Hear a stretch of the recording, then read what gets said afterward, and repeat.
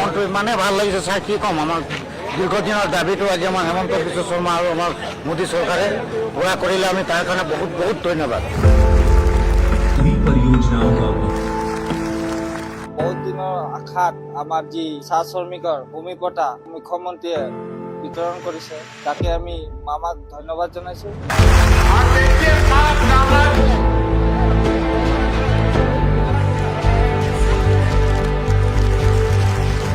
আমাৰ ইমান দিন মানে বহুত দিনৰ পৰা আমাৰ যোনটো মানে পোৱা নাই, একো পোৱা নাই, এতিয়া আমি নিজৰ ভূমিপত্ৰ পালোঁ আৰু এইটো কাৰণে বহুত আমাকো ধন্যবাদ, হিমন্ত বিশ্ব শৰ্মা ধন্যবাদ।